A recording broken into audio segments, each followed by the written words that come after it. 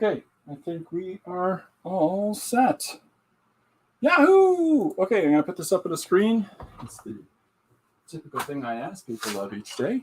Listen, my name is Christopher Runsman, Run C-Man, and welcome to One Page Story Extravaganza, episode 132. 131, 132 out of, no, it's 131 out of 192 days this year.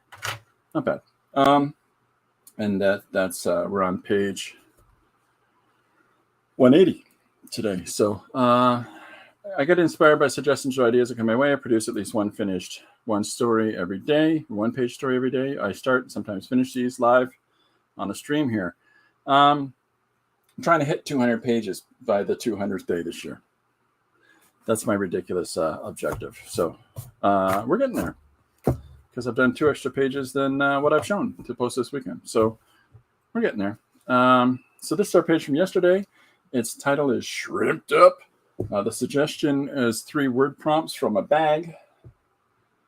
Cam and I are watching and working. Hi, Cam. Hi, Dee Dee. Welcome aboard. Cam, you did a really nice piece this morning. And it was nice that Dee Dee had a chance just to look at the feed, just to look at the feed and chat with people. So that was super cool. Welcome aboard. Okay. Our page today is from 3 prompts pulled out of a bag on Dee Dee's stream. And they were shrimp, dragonfly, and jewel. Now, I recognize that the intention was probably for a lovely jewel. She's lovely. So, it's, yeah. Cam said, thanks. Super cool. Okay, so I did this page, mixed media. There's pencil, there's ink, there's paint, there's jelly roll pen, there's watercolor, and Sharpie. Boy, oh boy. It's in the pages 11 by 17. The original is still in my scanner. And it's a fair size. You can see the whole thing on my Patreon. Anyhow, yeah, I got the Patreon page where I show the originals for each page. And big thanks to my 2 big patrons, James and David. It's very much appreciated. Also, I've got Substack set up now. And if you've got Substack, I post the week's pages on Mondays. So like this Monday, I put up the 8 pages that I did last week. The previous Monday, I put up the 7 pages I did that week, so on and so forth. The only other thing is what I put up at the start, and that is, if you have a 1-page story suggestion, feel free to deposit it gently here. Deposit it. All right, so I'm going to get working on today's page. Let's look in the the book, the BOT, as it's called, the Book of Tricks, and see what we got. Trying to find all the ones that I've checked off. I grabbed another 3 prompt today. Marigold, Red Panda, and Periwinkle. So I'll be doing that either this weekend or at the start of the week, probably Monday. Just because I've already done my 3-word prompt today.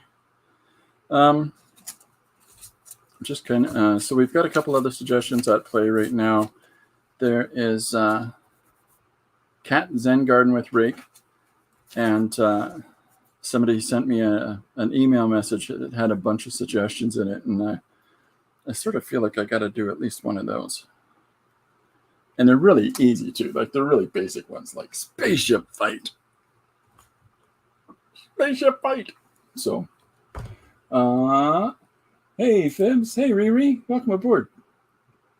Riri sent me a really funny video, and what made the video so funny was there's a squirrel rolling around with a ball in the backyard, and what made the video so funny was the music. I just couldn't stop giggling at that. So LOL, yay, spaceship fight. Okay, so I thought you might like that, so that's the one I'm doing today. I just gotta find a post-it to write it down on. I got all kinds of post-it size things. It's just a matter of,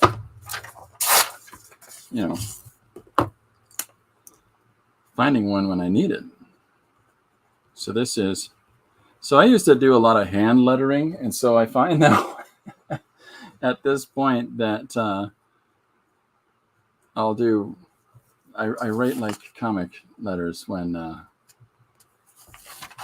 oh yeah, sorry, I got to put his name down. Spengler. It's not his real name, but that's the name he goes by. Big Ghostbusters fan. So just call me Spengler because he doesn't have social media presence. So he's like, just put me down as Spengler. That'd be my social media name. Okay. So let's see. What have we done this week? We've done. Let me just do a quick check. I don't know if this is going to open up on the screen or not, but I've opened up a search thing to see what kind of pages have I done this week. So I did the mixed media with the tan color yesterday. I did the mixed media on the Smack and Dragon, and the day before that was pencil with turned to digital ink and colored there. And before that was another mixed media on Smack and Dragon. So I think let's do some pencil crayon and watercolor. Why not? Why not? All the cool kids in the back of the school bus are doing it. Okay, so that's today's page. A lot of fun. I'm going to knock that off now and get to the picture making. There we go. Spaceship Fight by Spengler. So I got this Finetech Germany, a German-made Finetech paint set, and I like it. It was a really simplistic set. It's just got your typical dried pigments for you to add water to.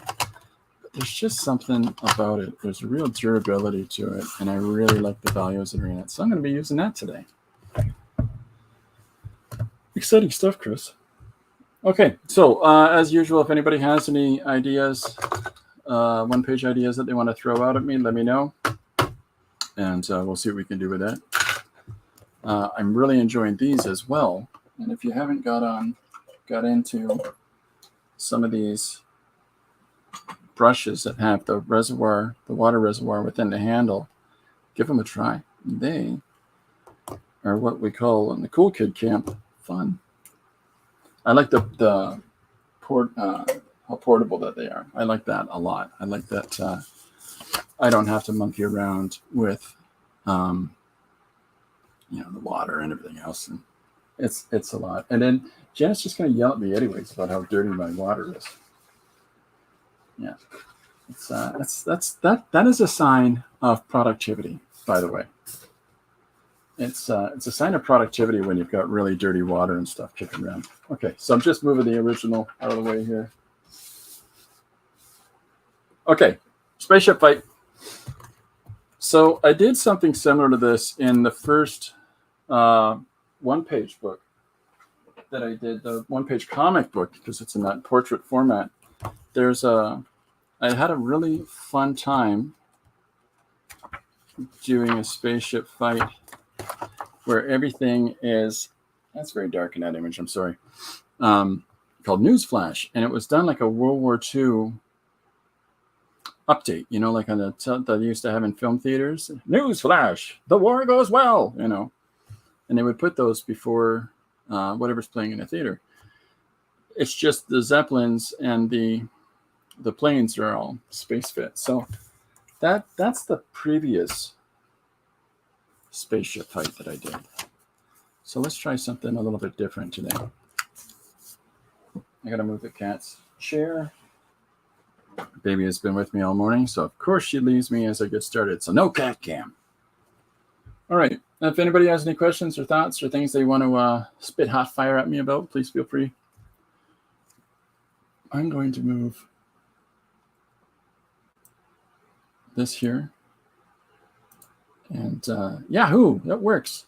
I don't have to lean. My desk is 10 feet long, and so my second monitor is 5 feet that way.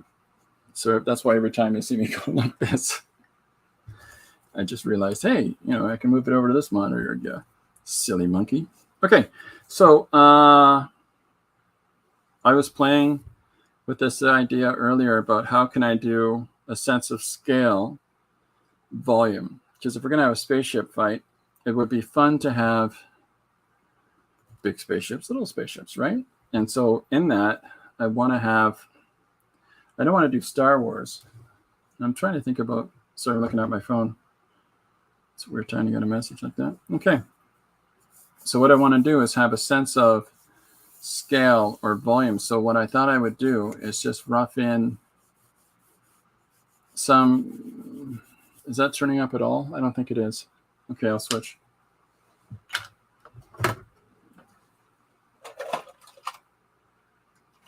Because I am not particular about what color I'm drawn with. So I tend to like these color erase pencils. They're really fun. They're also discontinued. 2 movies. The Heart is a Lonely Hunter and Lolita. The Heart is a Lonely Hunter. I remember you mentioning before, and I'm trying to find a copy of that. And Lolita, come on. It's Kubrick. They've remade it poorly, but the Kubrick one is powerful. It's a powerful film. It's a very uncomfortable film from a very uncomfortable book. But it's interesting at the same time. Okay. So I'm just trying to get some scale. And so what I thought I would do is, as soon as I made this shape of lines, I realized I'm going to put images down the side and have a big image here. That's how it works, folks. So I think I want to get across the idea, and this is a fun thing about spaceships in space, is that there's no real rules. Either everything is super lit up facing planets, or dark facing away from planets. It's all about light source, right? And so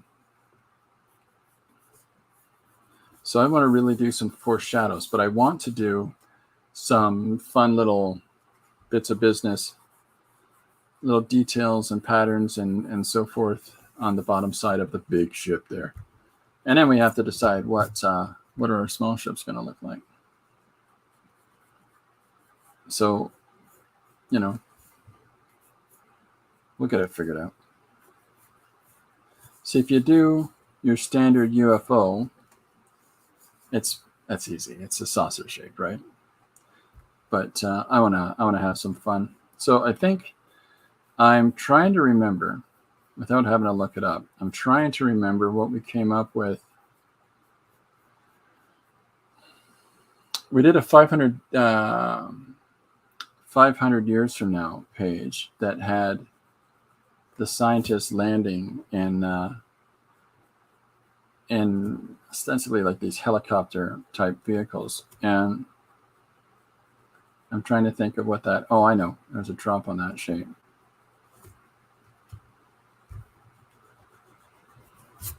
So we'll do a bit of that. And because what's fun with this is that I can push some scale. Once I have a established shape for good ships, bad ships, then I can put them together, but by just changing the scale of them a little bit, it gives you a sense of depth of field.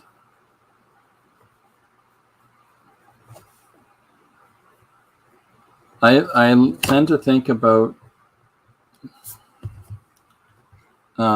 spaceships like fish. Whether that makes sense, I don't know, but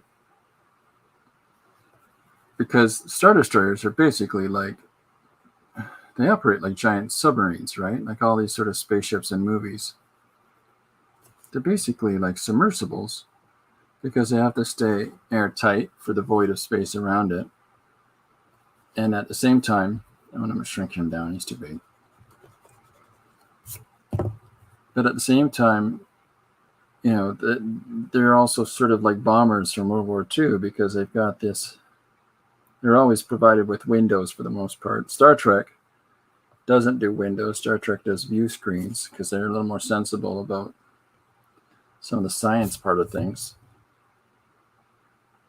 And that there would be massive exposures to radiation if they did that. Catch-22, fantastic film, fantastic book. Oh, gosh, I'm flipping old. That doesn't make you old. That makes you have taste. When you did the textured background on the canvas, did you use white gesso on it afterward as a primer? Yeah. Are you talking about the thing I showed you the other day? Yeah, I take a bunch of papers and tapes and things like that, and I'll modify the surface of the canvas that way, and then I'll make sure I go over top of it and make it uniformly valued. I'll turn it the camera just to show you that. Hold on, let me get the text off so you can see it easier. So there they are on the wall, and so you can see a little bit of a modeling pattern in here. And well, it looks like I'm about to touch it, and I'm like 3 feet away from it. That's cool. And so that's the difference of, I need another coat of gesso on it. And so you can see how I've used some colored pieces of paper in there. Although, knowing me, I'm not going to do another coat of gesso on it because I like the color differences. It's the same as when I take, tape, or I use the Smack and Dragon modification on a piece of paper, or just take watercolor and splash it around and then work on top of that in a flat way. I'll leave a lot of those colors sticking through. I like doing that. That's to go back to this week. Let me see. Here's an example of it. So with this, because it's a sap green that I modified the surface with, when I drew the images on top, I'll use that as an intermediate color. And so as I put the white down over top, it gives me that contrast that I want. But at the same time, because there's that tertiary value, it just gives it more sense of volume. So there's not much difference in how I apply paper and tape on those things, because I want that to come through. I want those little bits of value to come through. I want to see some of these messed up bits of surface. I don't like drawing on white paper for the most part. I do and I don't. I honestly, I don't really care. But if I can have some fun with things and make a mess with them as I go, and have some opportunities present themselves, because I've already done some of that work there by putting some of those little bits on the paper. I try it. It's fun. It's a lot of fun, and it gives you something to start with instead of just sitting here from the initial point of having to build the entire image up. You've already got this pattern on the paper that just gives you something more to work around or work with. So you'll find it'll change your composition. It'll change a lot of those considerations you may or may not have had otherwise. So I'm putting some little shapes on the bottom of the big ship, and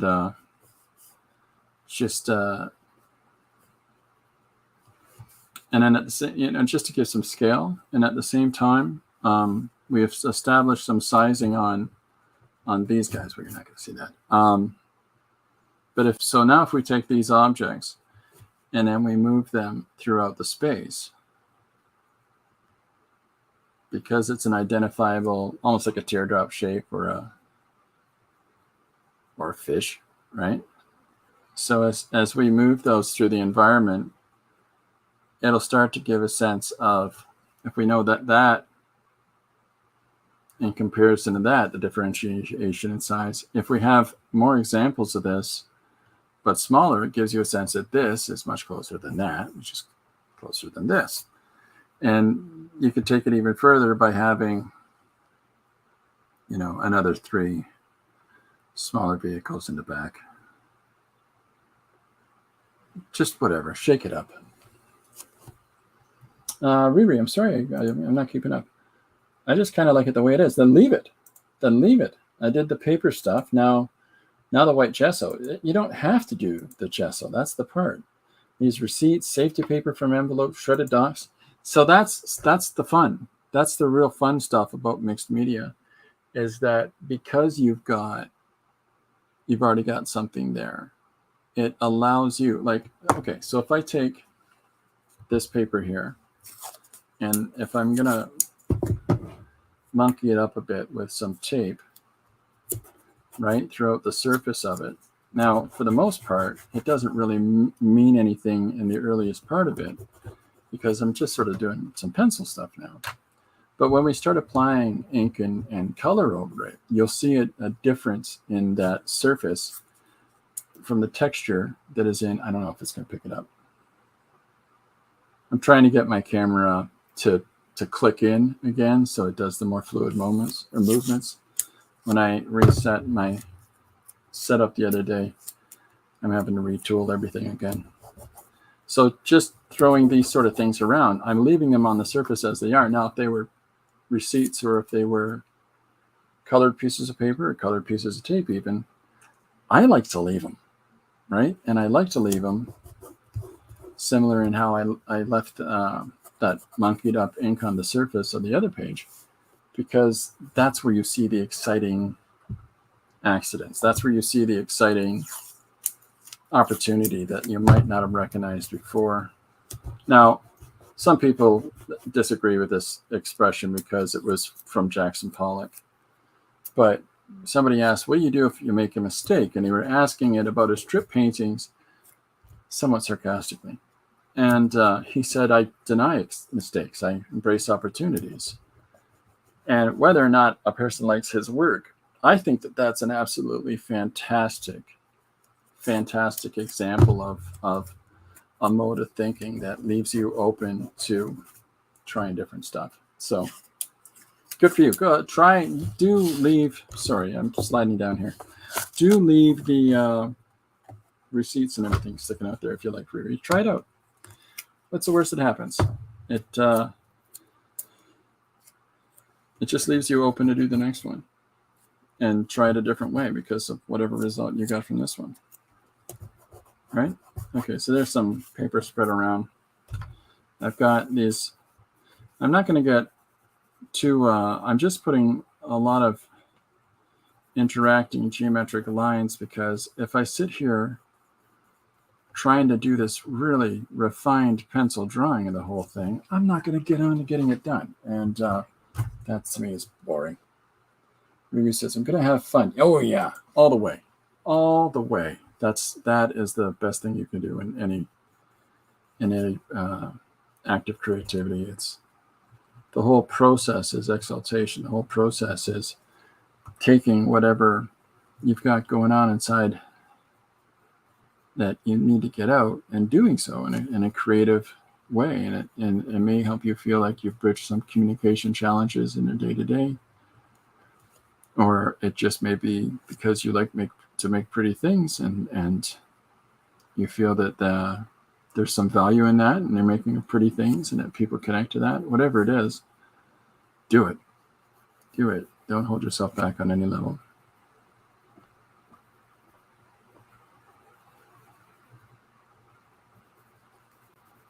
So I'm just drawing a small section of this just to get ideas across about some level of complexity on what's going to be the bottom of the vehicle. Yeah, please do have fun. So I'm thinking about different shapes here just to keep it interesting and moving around. And spacing those around a little bit. Having some fun, just like Riri said.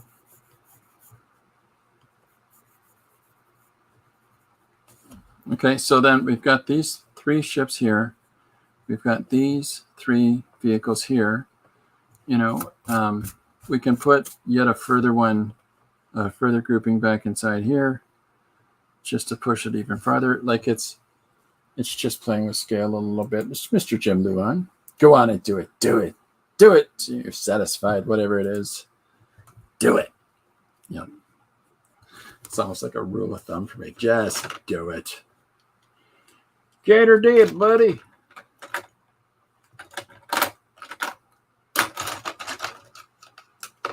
Oh, hell with it. I use a ballpoint. It's going to get fun. So I'm just going to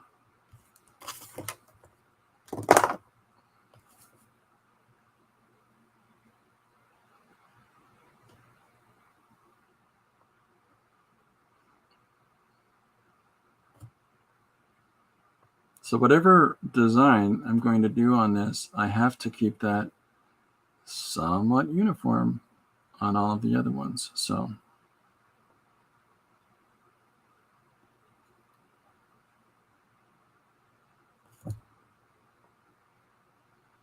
I don't want it to be too involved. Let's add a little underside to it.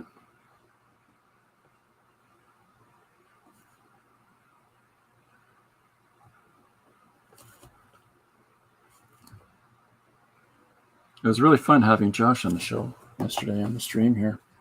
It was super fun, super cool. We got a lot of overlaps, he and I. I think we grew up listening to a lot of the same music, and we both have a young man with the same challenge. And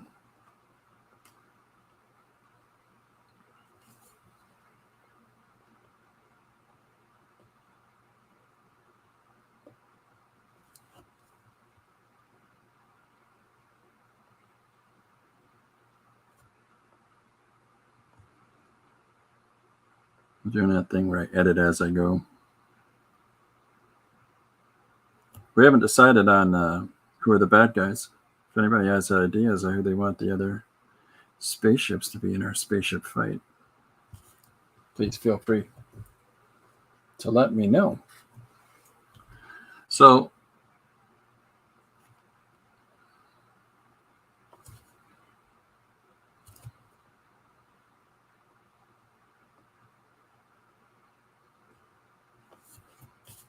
okay, so there we go with our vehicles moving around.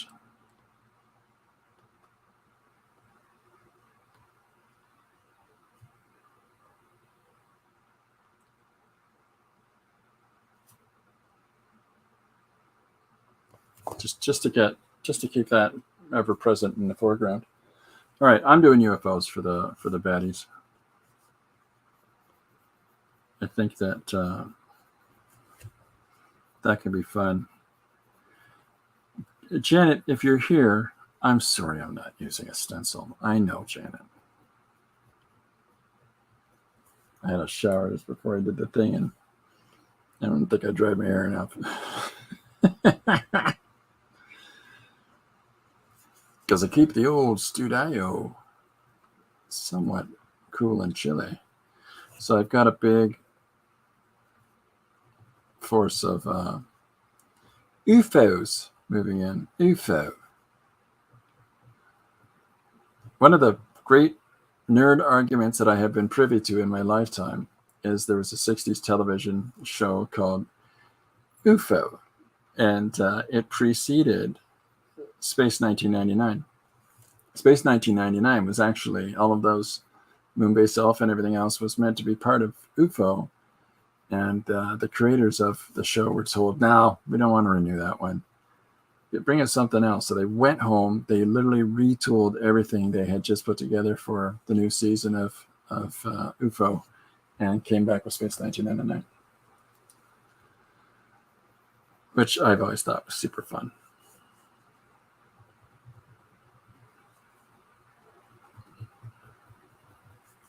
So I haven't really cut out all of how am I trying to say this? I'm not going to go through with the ink and cut out all of the objects. I'm going to do some wash and splatter effects on it, and then pull everything back up out of it again. It's right in front of my face. Where's my ruler? Right here, right in front of you, Christopher. Duh.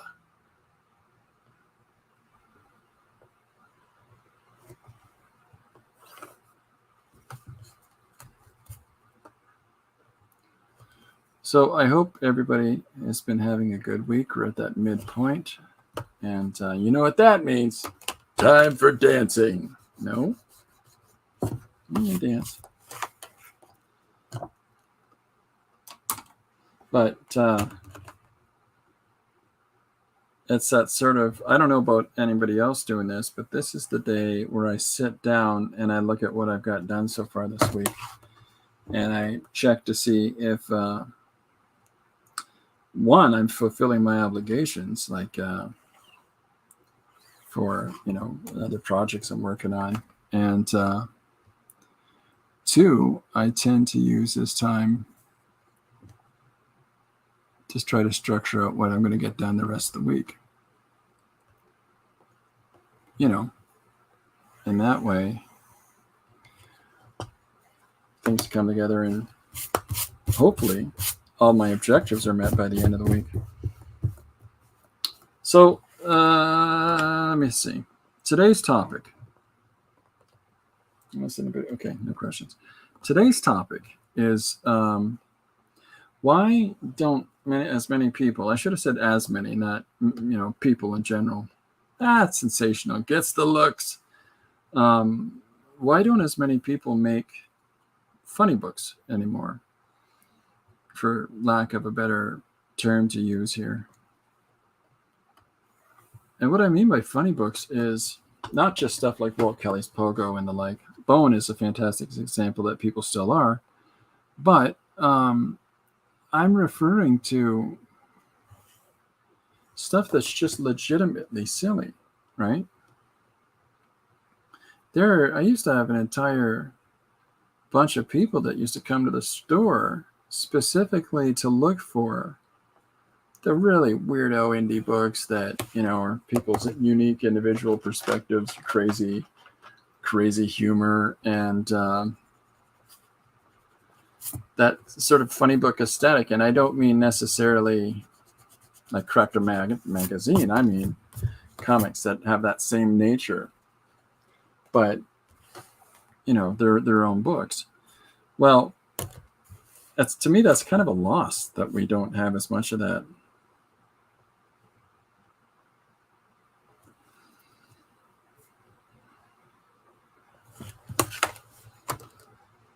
So ideally, I'd like to see more of that out in the market, but I understand that that's not. I've got no control. It has nothing to do with me. But my tendency to be silly in my pages, like having Jewel as one of the words suggested, and doing the person calls himself Jewel.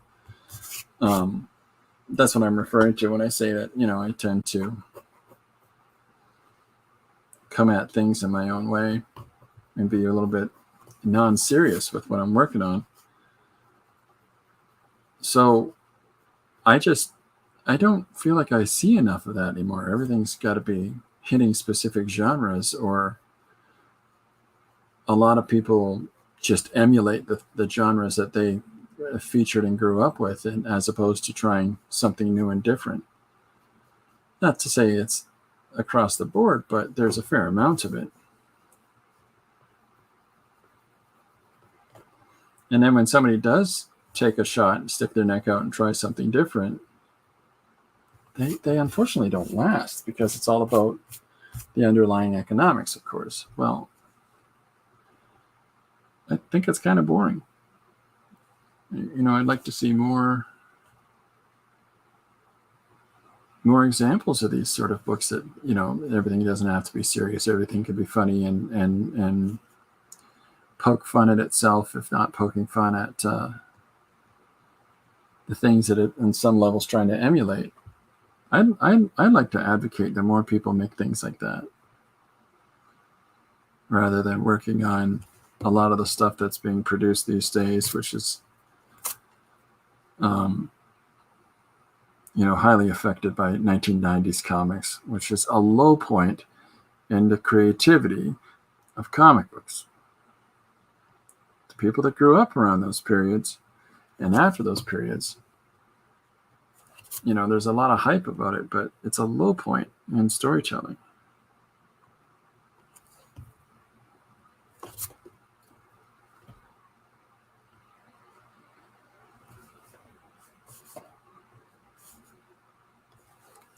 why I'm bothering with the pencil. Yeah, okay, just making sure I'm not missing stuff. All right, so we got a gist of placement of some of the things. Let's get fun.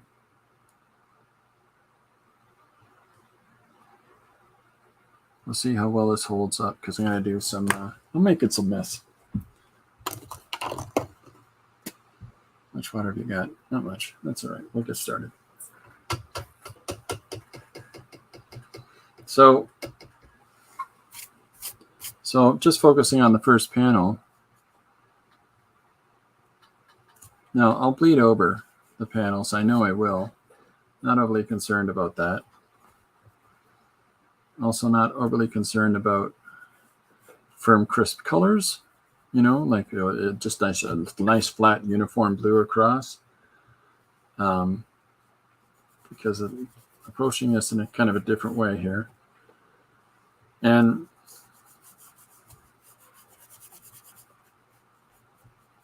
we'll start to beef this up a little bit more in a second.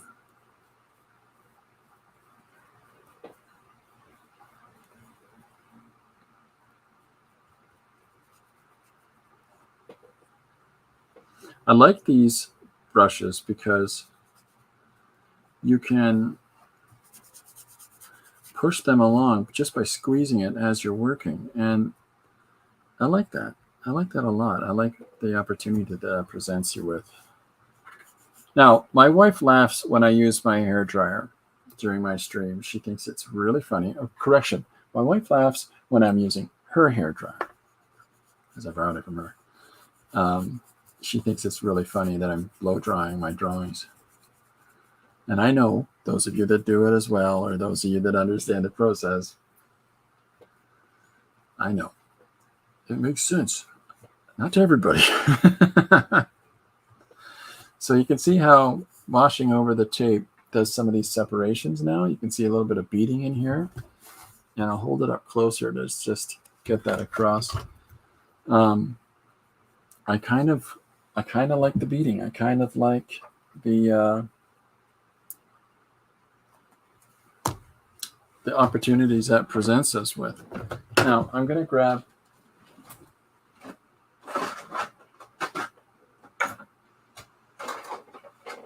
this is another thing I do that my wife thinks is hilarious. I lean over and I get mad as I'm sorting through my materials. What in the world? That's not the right one. Oh, it's all on tape. It's all on tape. I embarrass myself on a regular basis. Hi, Chris. Chris has joined us. How are you? Are you chillaxing at a pool today? There's a part of me that wants to desperately put a pool in my backyard. But it's just us at home. Yeah, Lori's always giving me a hard time. She keeps me in line. Okay, so I got a black Daler Rowney. I really enjoy these inks. They tend to do the job for me. It's an acrylic ink, and it shows all the versatility for its uses on the side and the symbology, and I kind of like that. And you don't see that with everybody. Like they won't show you. This is the Winsor Newton, and they won't tell you those sorts of things. I get a kick out of the fact that these guys do. That because it's an acrylic ink, like here's a white one. Because it's an acrylic ink, you can blow it through an air compressor, airbrush, and that's fun in the sun. Come on. All right, so I'm putting. You can't really see. I'll move it over. We'll go this way, and we'll come this way. So you can see a bit of the palette on the side now. So I'm going to take some of this ink, and I'm going to put it in one of these little reservoirs. Chris says, tomorrow is pool day. Today was laundry and cleaning day. Dun, dun, dun. I'm sketching a dog with graphite now, just before fixing lunch. Nice. I just had lunch and really upset the cats. I really upset them. I fed them. This is how much of a monster I can be. I fed the cats. And then I made tuna sandwiches. And there was a real, what? Huh? We want you what you're having. I'm a monster. All right, so because it's got a dropper inside of these suckers, I've dropped some ink onto the palette, and I'm going to get the most expensive and refined tool ever seen before by mankind.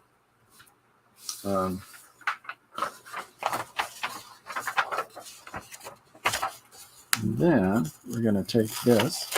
It's called paper, and I don't need this big shit. I can just use the little guys. So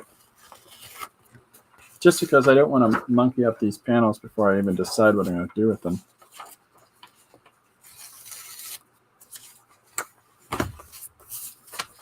There we go. You go here. You go here. Everybody comfy? Everybody okay? They're fine. They'll be okay. We'll get through this.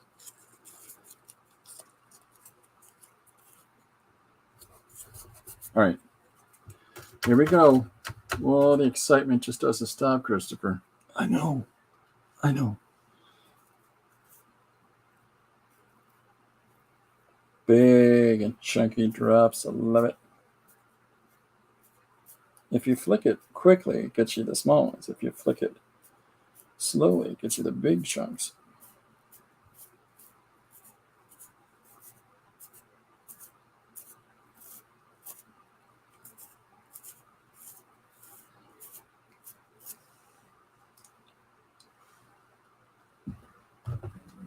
I'm just going to wash my finger off. That's right. I'm sticking my finger in my water container and squishing it around. Splushing it. Squishing. Splushing. Christopher, Jim says, did you just tell me to blow it through an air compressor? Yo, what's up?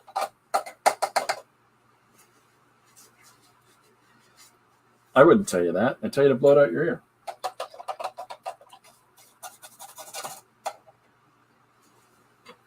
That's funny, though.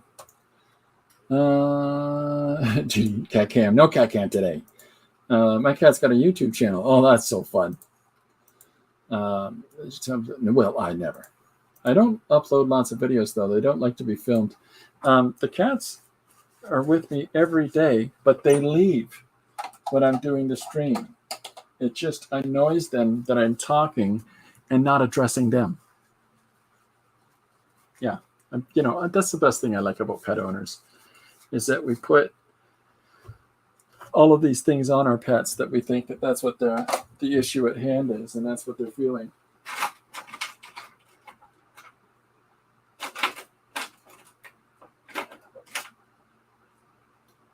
All right, let's try these. Okay, and there's no proof of that. There's never any proof of, yeah, that's what your cat was thinking. It wasn't just thinking food. All right, so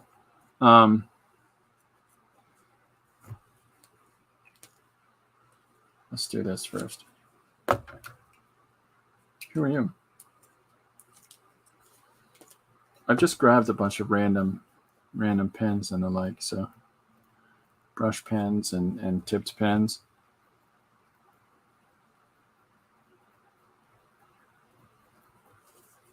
So some of that errata that I drew at the bottom a few minutes ago, I'm just going through and going into that same area, putting some of these texture lines to build up and build out of where I put that errata in that really loose kind of a way, just for all of these sensors and business on the bottom of the spaceship, big spaceship. My cats think I'm talking to them for 3 hours. No, my cats are just perturbed because Corbin taps me on the shoulder and goes, "Are you all right?" So many times I've lost count that he does that. And at this point, he's like, when he's down there in his crazy period, we just leave. That's all right. We'll be okay. Everything will be fine.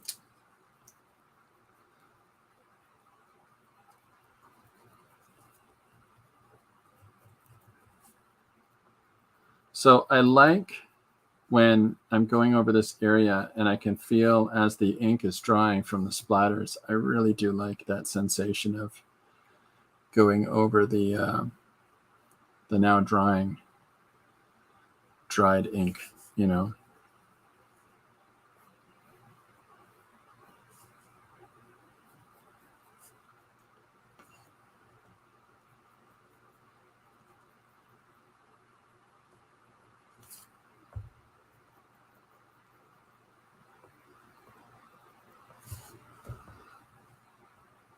I'm listening to Weezer now. I'm on a Weezer kick from,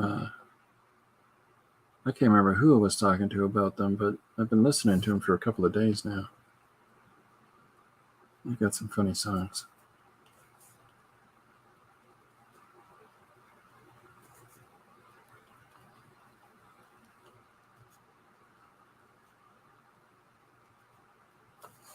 So this is just building up those little lines I'd mentioned about. Barbara. Hi, Barbara. Been busy reading Blue County Tales. Excellent. Excellent. Berkeley Breath is incredibly funny. And I love Bill the Cat. Did the kids get off okay? I think Cameron's still there, Barbara.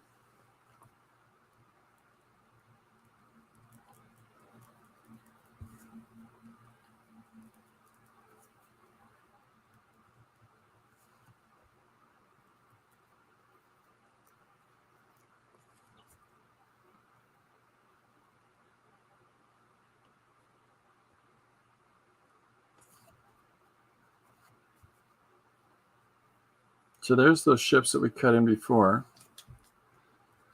And so I want to highlight around them as I start building up the contrast on here in a minute. What color are you? A little dark.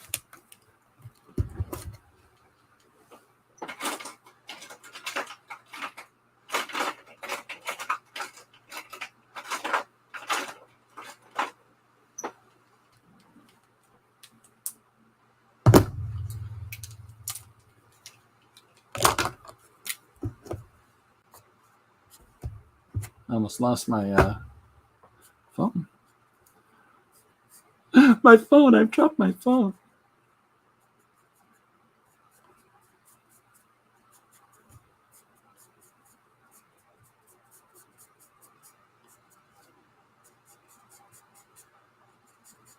So this is rough. I know this is rough, but no, you use a ruler, you bozo. Oh, yeah, very much so, Chris. You're very right.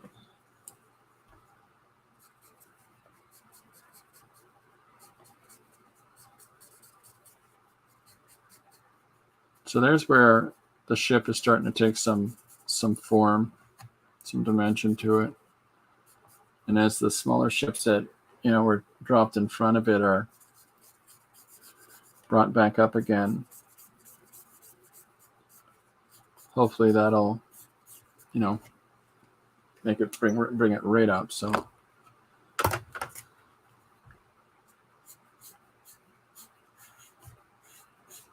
now, why the blue if I'm just going over it with blacks?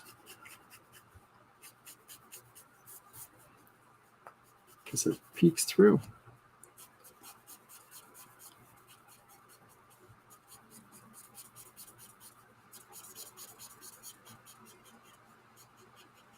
How's that show up on there? Pretty flat. Yeah, very, very much so, Diddy. Pow! Right in your eye there, Chris.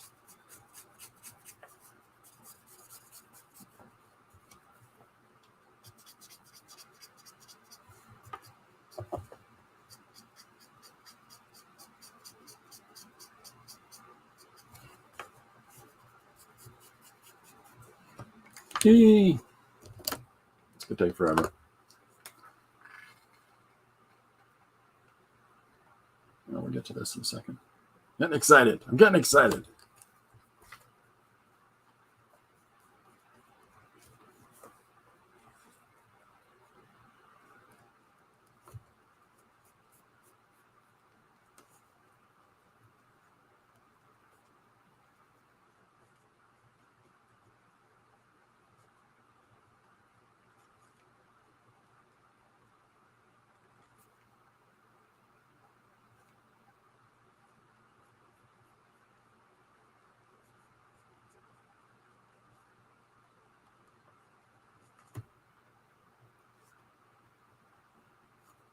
So I'm putting in the ships, and I'm going to do one silly bit of business first before I go around them. I'll show you.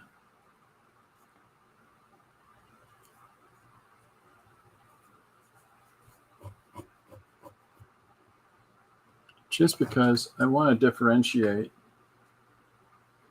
my side from your side.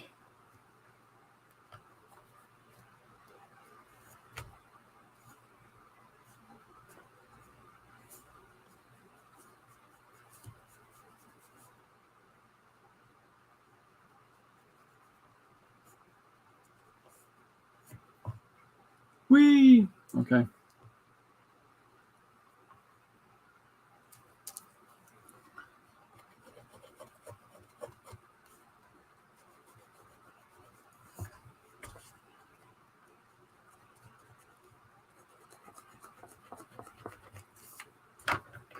So the corner is actually here, and I draw over the edge because, I want to.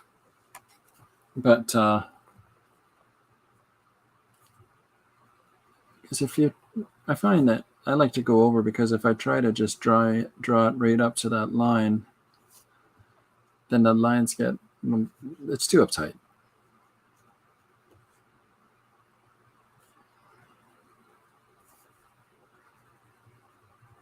So there's tape under here now, and whether people pick up on it or not, there's tape in there, and it's kind of fun for me. Now, depending on the resolution of a scan, it'll pull up, and you'll see some crazy textures spread throughout images. But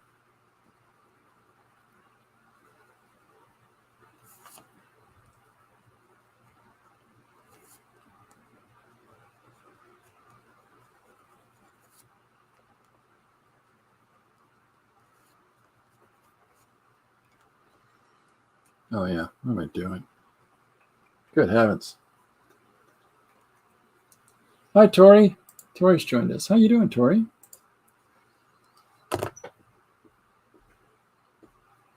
Okay, so because I'm going to come in with this brush again.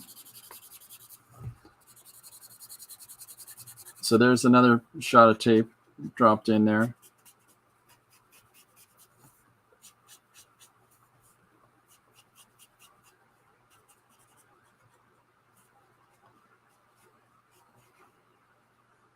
And I'm not going right up to, I'm not being really precious about going directly up to the ships, because I want those little blue and so forth to peek through.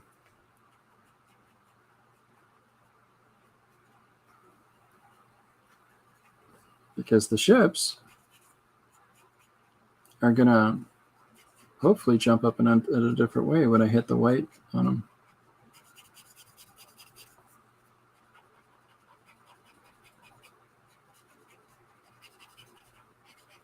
I just, having a flat black for space is great. I just don't do it. Uh-oh, here we go. Jim Luan, question of the day, number 491. What's a friendship deal breaker for you? I.e., lying, jealousy, murder, etc. What about larceny, Jim? You missed that. It's a question of the day, folks. Answer if you will. For me, okay, so say I want an ice cream, and I've said I want to have an ice cream. But unfortunately, my family doesn't have enough money to get ice cream today. Wouldn't that be great? My friend says, yeah, I got to go home for a minute. And they go home and they get an ice cream. That's a deal breaker for me, man. Oh, yeah. If somebody does that to me tomorrow, we're done.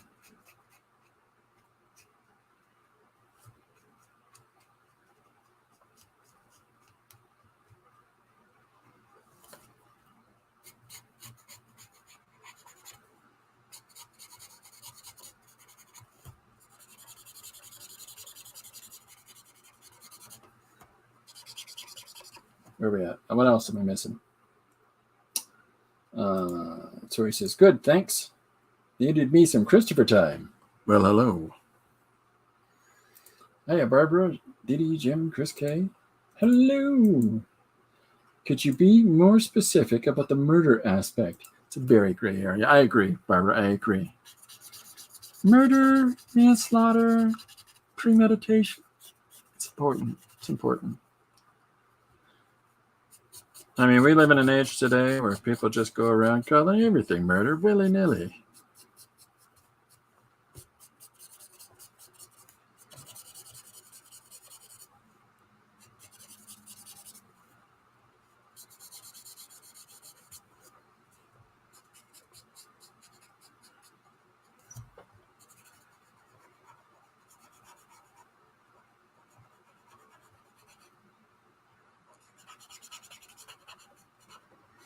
I know this is the most exciting space battle of people I've ever seen.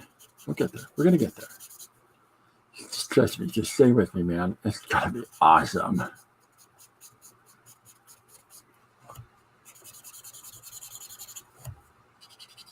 All right. Has anybody got questions or answers for Jim? Anybody? Other than, Barbara's almost exposed secret tea.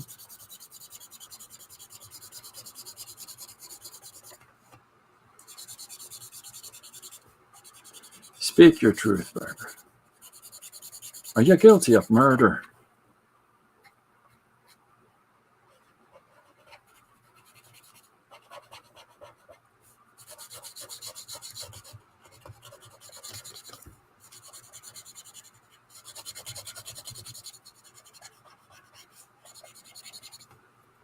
Okay.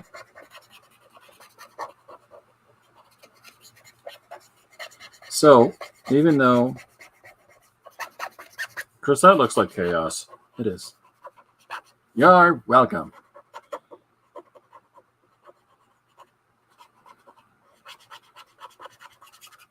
Okay. Where is he? There he is.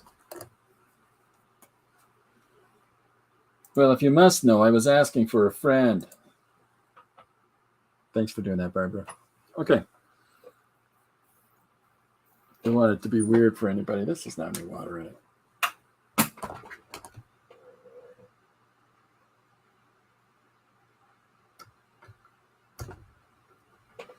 So,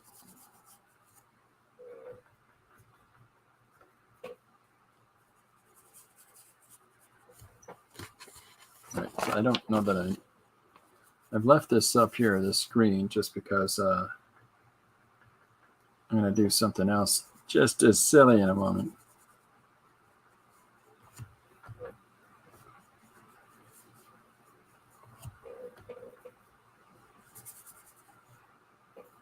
It's not really showing up there, but what I'm doing is that I'm going over this in a dark brown or a dark blue. And the black areas.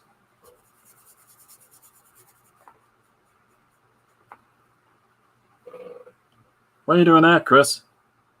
That's your business.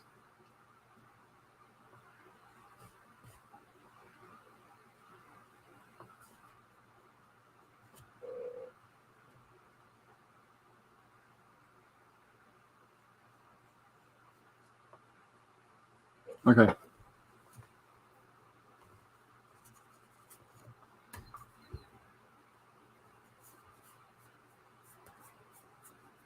Last bit, and then we're gonna have some fun, some light. What do we got? Real story here. I lost a friend because of a politician. And Salty says, I lost friends because I believe in science and not their politics. I tweeted about his terrible doings on my home state. My friend belongs to his party, but has never met my friend.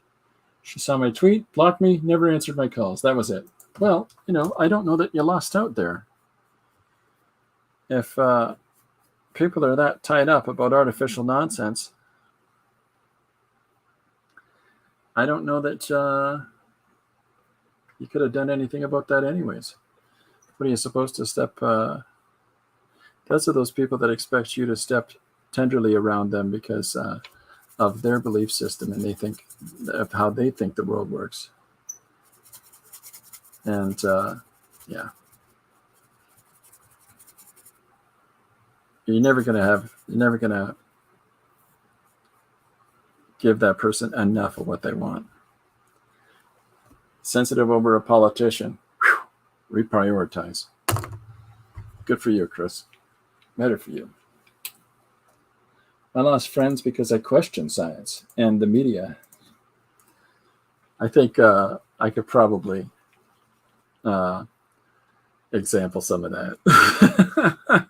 Because if you haven't noticed, in the past 179 pages that I've done on the stream here this year, I question everything. I make fun of everything. Yesterday, I had helicopter pilots inside of a dragonfly just harass Jewel. There's nothing sacred with me. My favorite two authors growing up were Douglas Adams and Kurt Vonnegut. So, my headspace on what is sacrosanct and not. Yeah. And for the people that are, well, I don't agree with that. Well, we don't agree on everything. And some people don't want to hear you don't agree on everything. She preferred a politician over a friendship of 12 years. So be it. I was sad, not anymore. We're always sad at first about those situations. We always are. And it's honest. It's honest to be sad at first. But you get over it quick, because I think that even though at first when people are sad, they very quickly realize that, the hell was I putting up with that for? And that's healthy. That's smart. You can't spend all your time worried about the mad crush that somebody has for a politician they've never met.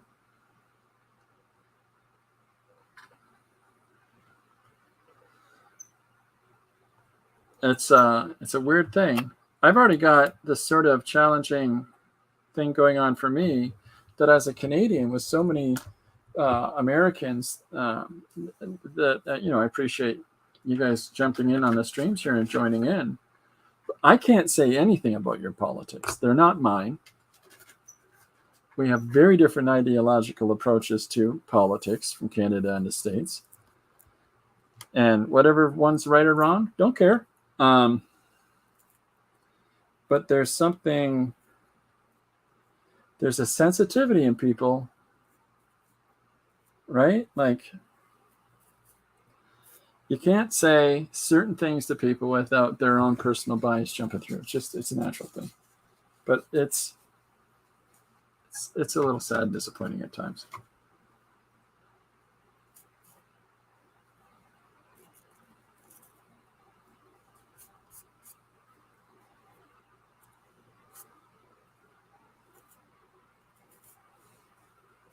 Okay.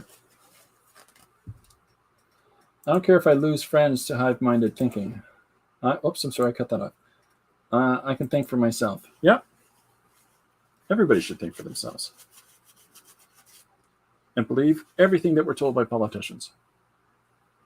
I never tell lies. I always tell the truth. Yeah.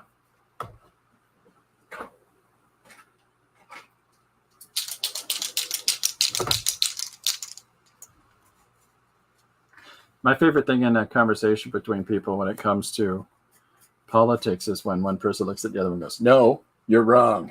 I just sit back and warm my hands up and watch. I love it. I've been rewatching interviews in the movie with G. Gordon Liddy. Oh, okay, sorry to disappoint. I haven't been watching with Liddy. I meant, yeah. And what are your thoughts on that?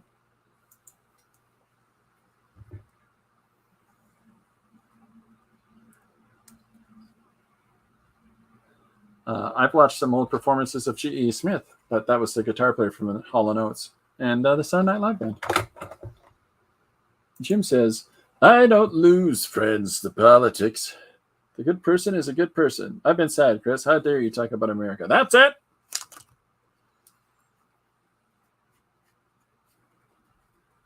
Jim, if you leave me, who's going to take care of Frank?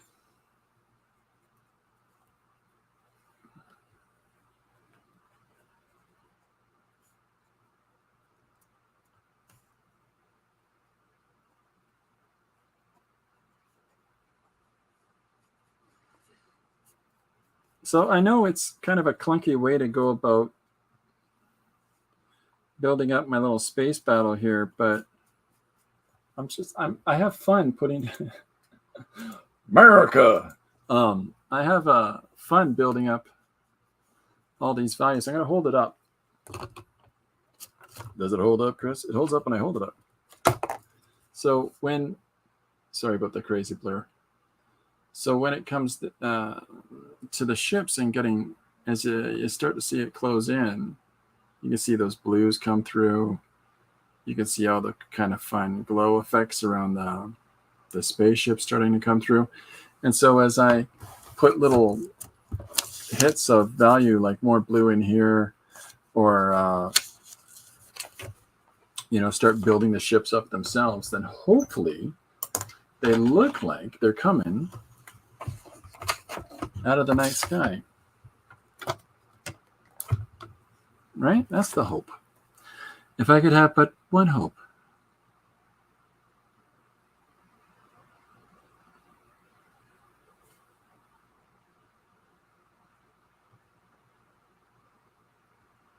So the little splatter texture is still peeking through here, giving a little more complexity to the spaceship than it may have had otherwise.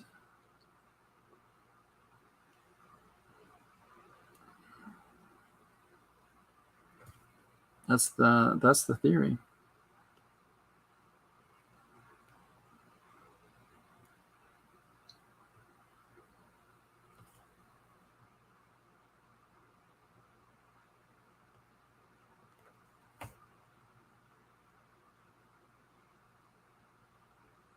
Now I'll hit a couple of spots on the ships. Just real punches of white. Not, I've been sad. I was supposed to say that with that being said, can we just boycott Siri? With that being said, Chris, how dare you talk about America like that? Barbara says, I love Hollow Notes. And Daryl's place was great. He's so gifted. I still like Hollow Notes. Yeah. But a lot of people don't realize that the guitar player and bass player of Hollow Notes was the 1980s guys that ran the SNL band after the Blues Brothers went off on tour with Belushi and Aykroyd playing the two roles. They took the Saturday Night Live band with them to go on tour and perform. They had to set up a whole new band. And it was G.E. Smith and Tyrone T-Bone Wall, that the bass player. T-Bone wrote the music for a whole bunch of movies as well. He was quite a gifted composer. We don't think about things like that they, G.E. Smith, still alive. T-Bone died, unfortunately, but he has released 21 albums.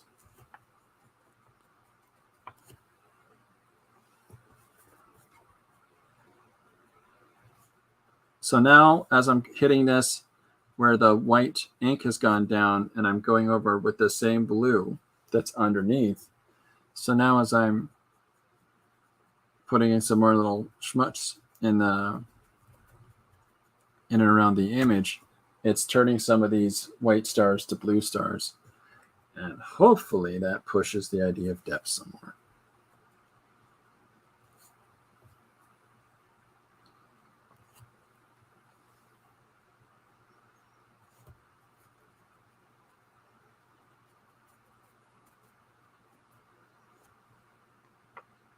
So hopefully the camera's picking that up for you and you can see that.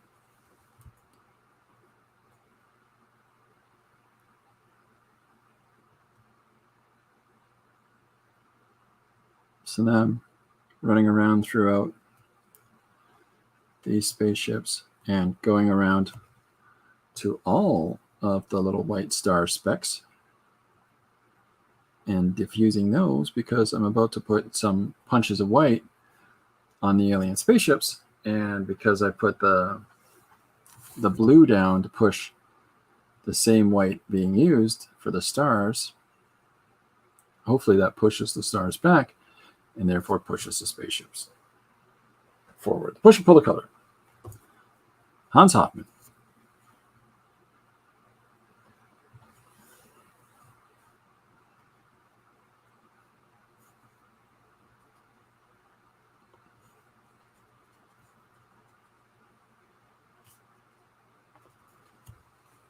And so with enough of the brush marks on the paper and stuff like that, now it wasn't going to be a flat black ever anyways. That's why I'm not overly precious about when I'm putting the marks down with the brush pen. What was this? Faber-Castell brush pen. Brush marker. GE died? When did GE die?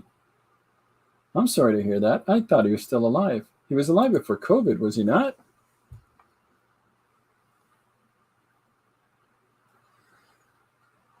If you remember watching Saturday Night Live in the 1980s, when the camera would cut to the band playing before commercials, those were the two guys always going, leaning back to back. It was G.E. Smith and Tyrone Wall.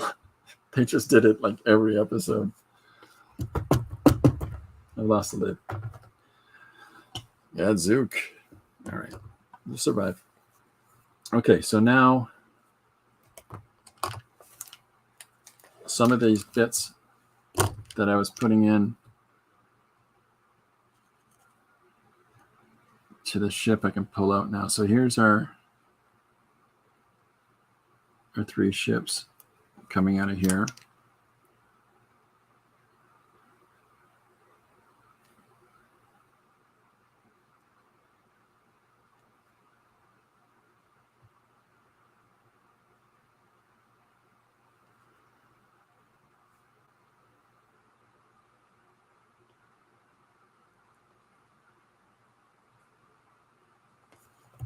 Now,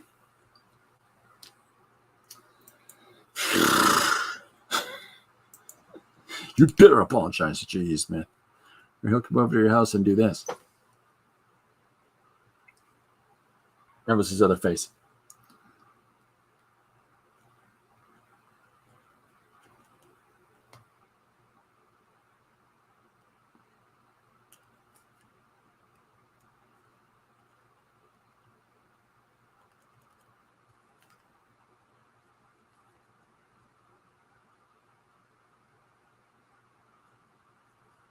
So hopefully now, with the building up the various lines going through, as I'm putting the white down, it's giving it that really complicated spaceship, big spaceship feel.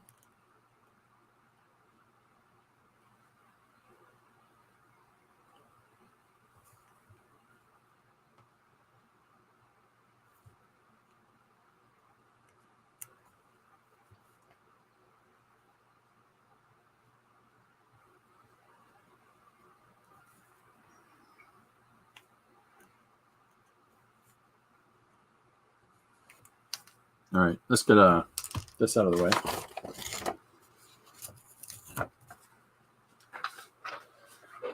What are we at?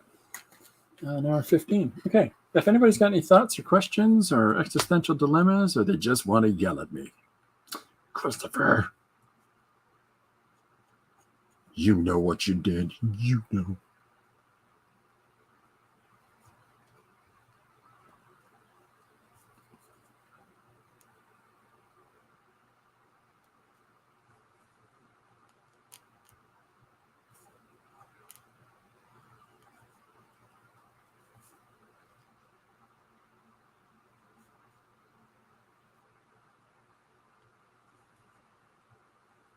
So hopefully this is making the UFOs jump right off the background. Barbara, on the subject of composers, I just saw a short where Andre Rio arranged a piece Anthony Hopkins composed. Can't imagine the same guy once ate a census taker's liver with fava beans. Oh. Well, he did try to test him once, Barbara. I'm watching again the series V from the 80s. Crappy special effects, but it was my favorite. And here you are drawing a spaceship. I thought that was a documentary. Census. Yeah, I got you. It was either census or couscous. A couscous taker once tried to test me. Or no, tried to test me once.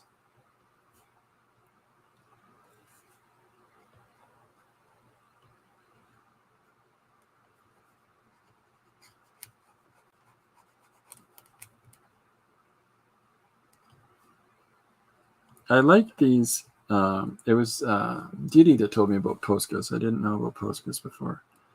And so a lot of the stuff that I used to do with white ink or white paint and brush, I just do with these now. I'm cheating. I forgot the nice Chianti.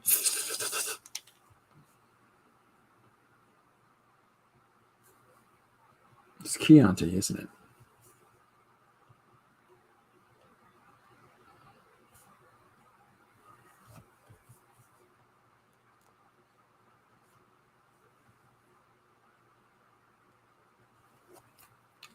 No spot in there.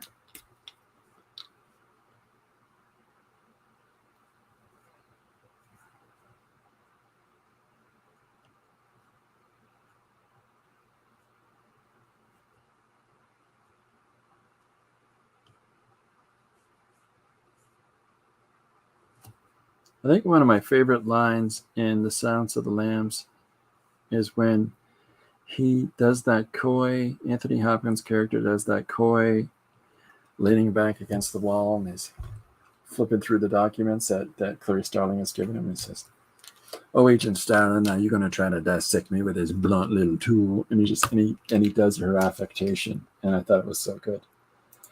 Do you know who is dead? Paul Lynde. That's who. Although he's alive in our hearts. This is Jim trying to get me to do a Paul Lynde impression. You know what I can't wait for? A couple months from now, folks. Christopher Walken plays the Emperor Shadim IV in Dune. He's going to play the big bad guy of all the bad guys. And come on, get me Paul Atreides. Kill him. It's going to be so bad. I gotta wonder if Denis Villeneuve is just sitting there ready to pounce on Walken on the side of the side of the set, just ready for him not to do his typical Walken shtick. That's what I feel like is going to happen. Okay, so this is how we're getting more and more of what's going on in here. So because of that human old noggins that we all knock around, the complexity of the image is only half us. The rest of it's the viewer. And you're going to fill in things that you're thinking of when you look at spaceships, from what level of exposure you've had to spaceships in different sci-fi or literature, or even real world air battles and the like. I don't have a place to put my coffee now. And I don't like that. Nope, I don't like it one little bit.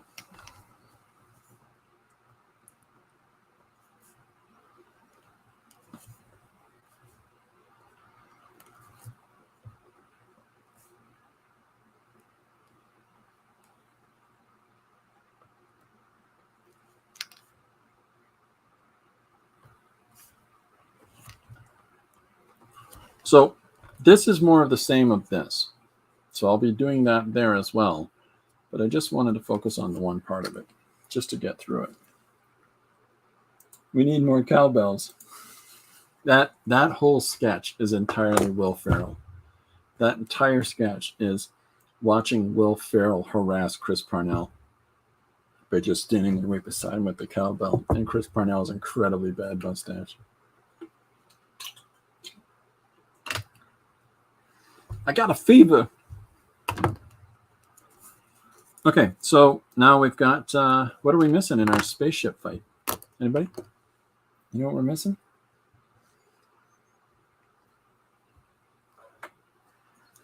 Just going to let this dry for 1 sec. Make sure everything's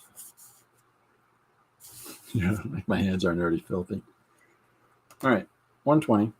I'm doing good. So I got two choices. I can either just build up the scenario in the first shot, and in the second shot have the space aliens start zapping, or I can have them start zapping here and there already. I kind of like the idea of setting up the stage and then having all the players act, right? So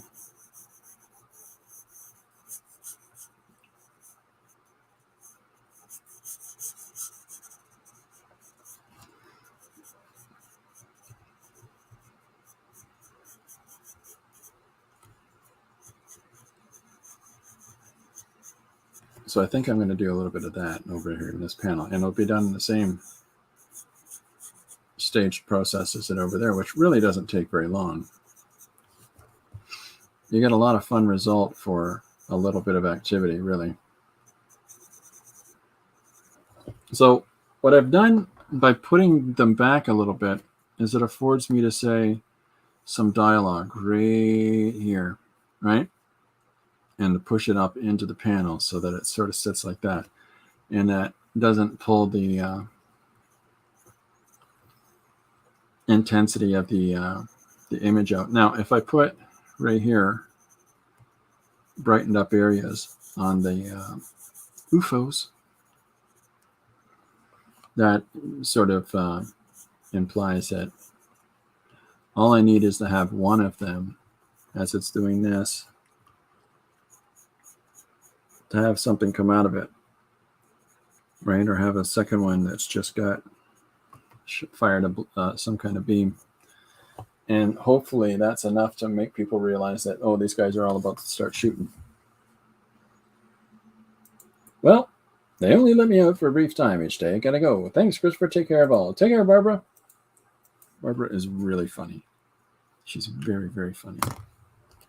She makes the milk come out of my nose.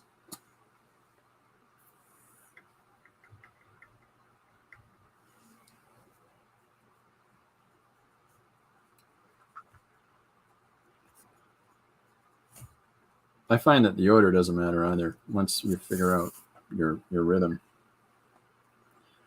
do your thing. So if I draw, so we've established some of these ships coming forward, and I can put a few more of them in here, like the masses are coming out of this vehicle or this vessel in order to stand off against them. But by having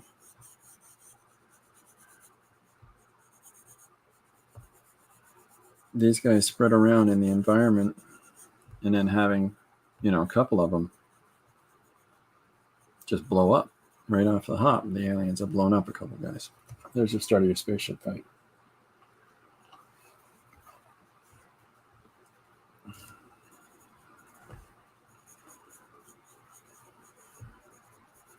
I've seen all the stars, the Treks and the Wars and the Battle Beyond and the Lost.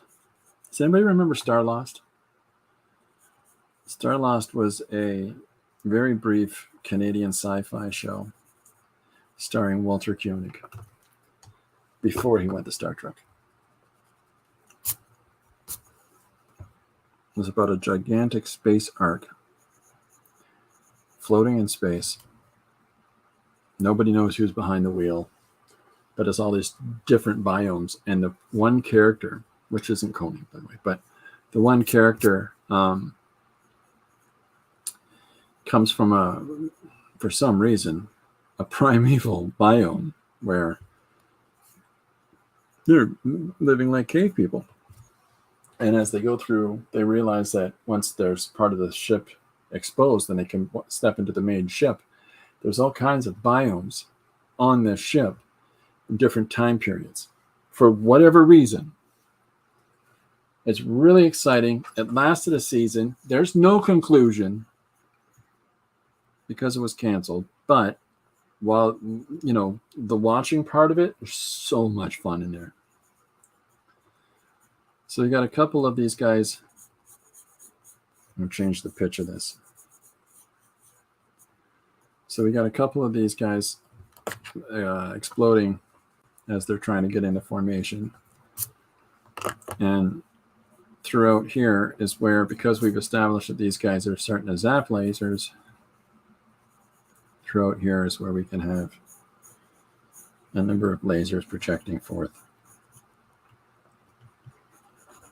And this space is now left, similar to that one, to say, get in formation, they're fire back, whatever they're saying in space talk. But we've grown up weeping any bun.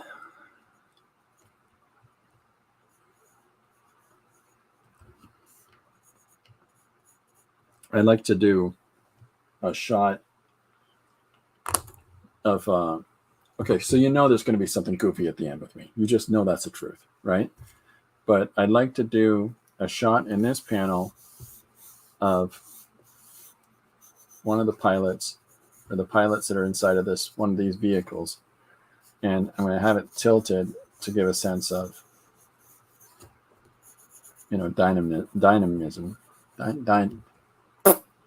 And to get the expression of this guy and the adrenalized movie dialogue that happens in those.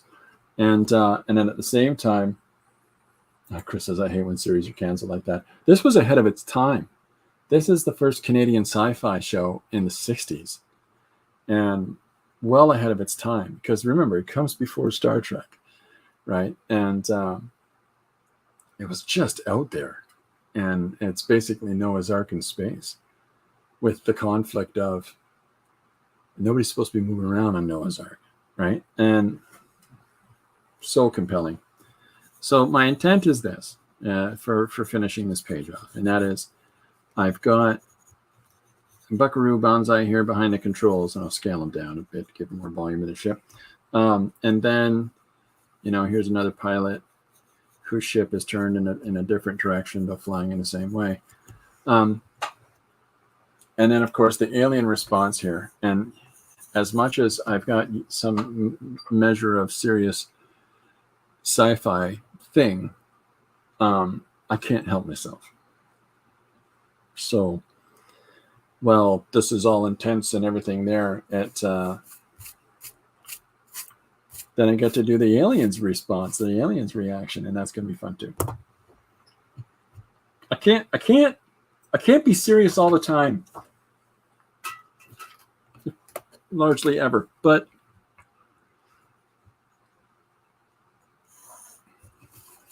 so yeah, so there'll be a response, one side and the opposite side.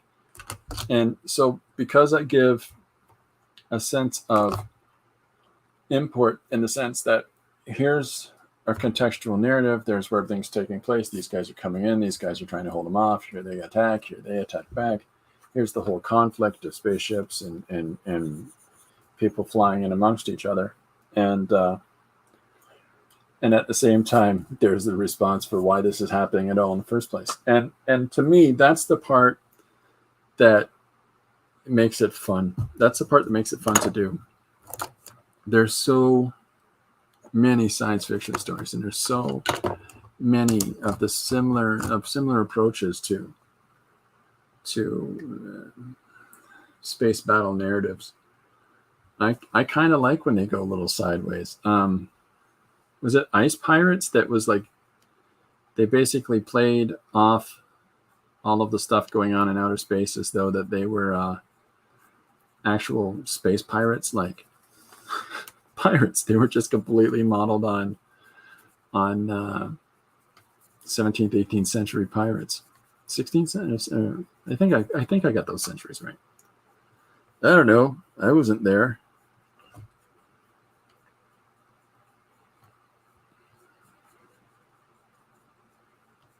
So there's again where the tape comes in, and it just gives those little extra bits, even if it doesn't necessarily show up at first in a scan of the image. Oftentimes those textures, those edges, will pick up in a scan, and that's the fun. That's where it sort of comes out. You know what you're getting. Yeah. Can anybody else think of a television series that they were watching that just got canceled without any resolution to it? Or a TV show that has an ending that no one saw coming? I could think of my favorite example of that. My favorite example of a TV series that ended in a way that no one saw coming was Dallas. Dallas had one of the craziest endings in the history of television. Does anybody remember what it was?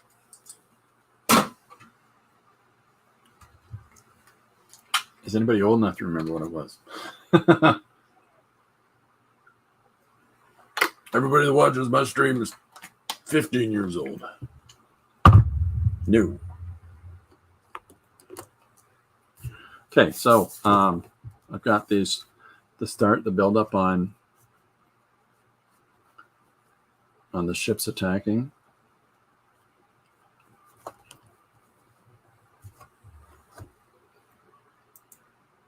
Was it Bobby in the shower with an alien? Close. Very close. Partially right. Partially correct.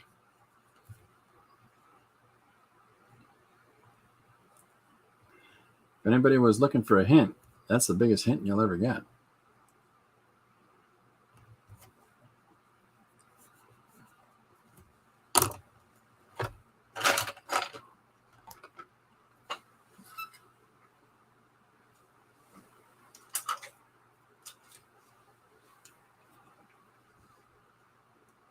Close. You like that? Never watched Dallas. Okay, so Dallas was this thing about this rich oil tycoon family of people taking advantage of others, and the most popular character on that show was there's a family and a daughter and sons, and the one son JR becomes the head of the oil magnate family, and the one that everybody liked is this guy named Bobby. But because that actor was getting offered other opportunities in films and stuff like that, they killed his character off on the show. And then, and his wife has,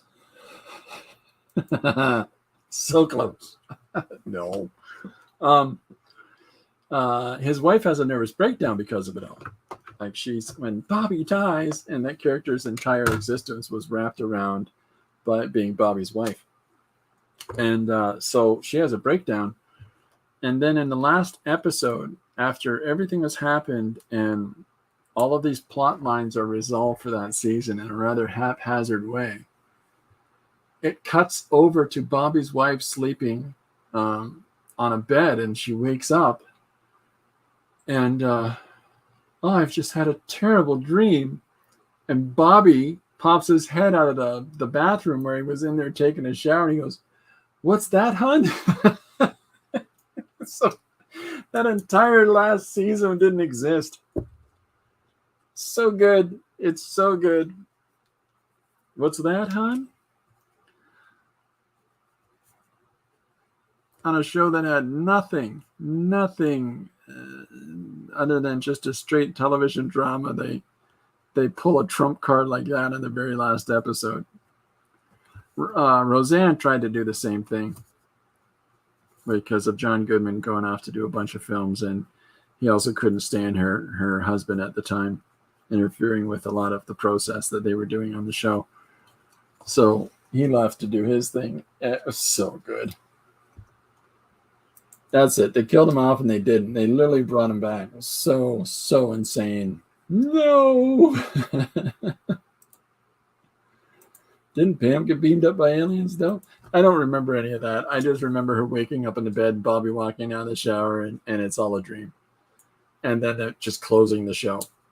Like, just fantastic. Maybe before it in the season, Pam imagined herself getting beamed up. That's the worst way to end a story. It isn't. It isn't. I mean, if it depends on your headspace. If you're trying to validate the changes and differences that you made through a season and nobody's buying it, you just course correct at the end and everybody's happy again because their favorite guy is back. It's just giving the audience, playing to the audience. But with something like Dallas, it just came out of nowhere. It was just so completely, well, alien. So just loved it. Just loved it. What an absolutely ridiculous ending for a show. And I remember my mother would watch Dallas, and I'd be sit beside her and drawing or whatever, and and listening to headphones, or I don't know, but I wasn't watching Dallas. And I'd sit there beside her watching whatever she wanted. Just somebody come and watch this with me. And so here I am, an early teenager doing something else. And I remember her, what in the world? She was so mad. She was so mad. That dream episode, the last episode of Dallas. Yeah. The most insane storyline ever. Yeah, everyone did. I think everybody turned around. What just happened?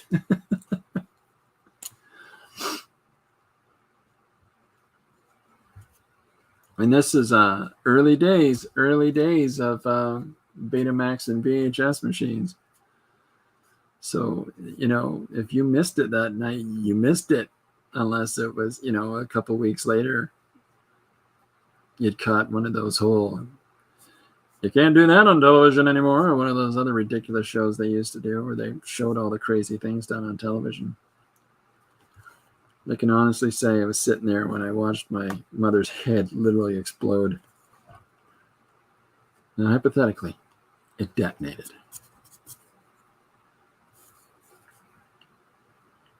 It was no one expected it.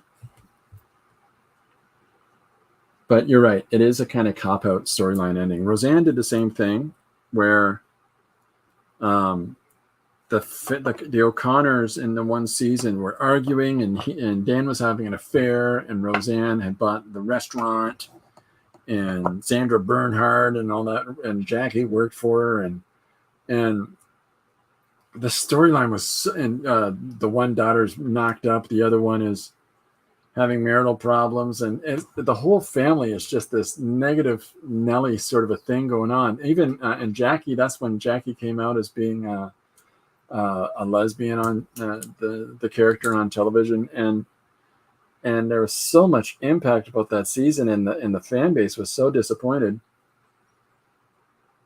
And so it ends with Roseanne waking up from a nightmare because Dan didn't leave her, he died. And this has a lot to do with that contractual thing I told you about a few minutes ago. He didn't leave her, he died. And so this whole season has been her trying to cope with the loss of her husband. And all the things that happened were hypothetical. And then when she comes out and rejoins the family, it turns out that Darlene isn't the one that's married. It's the blonde is actually married to Darlene's husband. And there's all this reversals going on. And people weren't happy. So when they brought back the Roseanne show, they just dismissed all of it. They literally just dismissed that whole season and just wrote it like it didn't happen. And so the right characters are married and the right characters are not. And they just dismissed it. It's brutal. The other side, series that must end and have a season after season. Then the end is just so bad. Oh, yeah. Like Lost. Lost changed course 4 times. That show changed course 4 times in a boondoggle approach to try to get away from the fact that the fan base guessed what the actual meaning of the show was during the first season. They're in purgatory. They're trying to figure out to move on as the plane blew up and they all died. And because I'm not going to make you watch all those seasons of Lost. It's garbage. But there's this whole back and forth thing. And then they didn't learn from any, to show that television executives don't learn from anything. The Television Heroes was the same way. It's just as bad. Back and forth. All right. I think I'm going to wrap up here.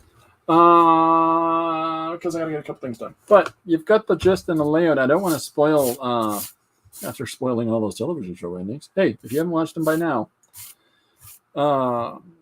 I don't want to tell you what I'm going to do exactly in that last panel, but I'm going to build, like, just as I've built up this section here, I'm going to finish building up all of this throughout the rest of the page and have this posted for tomorrow. Chris says, yeah, Lost, Once Upon a Time, Smallville. Oh yeah, there's a whole list of shows that stink cheese like that as they go on. All the WB shows just went sideways, and people, you're either watching it or you didn't care. They were not getting any additional numbers, and they never were gonna, the way they did it. Okay, so I'm gonna split for now. Thank you everybody for coming and watching the stream and joining in, and I hope that everybody's having a good week so far. I've got a couple things coming up. I'm going to be putting a bunch of things into the works here, and a lot of exciting developments are going on right now. We're building up a lot of things with what I'm doing and getting ready for the release of the new book and everything else. And so I hope that people are enjoying some of the stuff that we've done and changed up, and we're going to continue on this path, because I'm really finding that I'm getting a really strong sense of fulfillment out of a lot of things, and a lot of it's due to the people that tune in and engage with each other in the streams. I really appreciate that, and yeah, it's a real blessing to have all these cool people joining in. So thanks very much. Thank you, Tori. Thank you, Chris. Thank you, Dee and Cam and Jim, and who else stopped in? Salty was here. Barbara was here. I think I'm getting most of the names that were in the conversation. I hope so. If not, I apologize. Riri, that's who else I was thinking of. Thanks everybody for coming on out and engaging in the conversation. If you've got a one-page story idea that you want to throw at me, feel free to put it in the comments on this video or any of the social media stuff. I will see you tomorrow at 2. In the meantime, have a good day. Spaceship.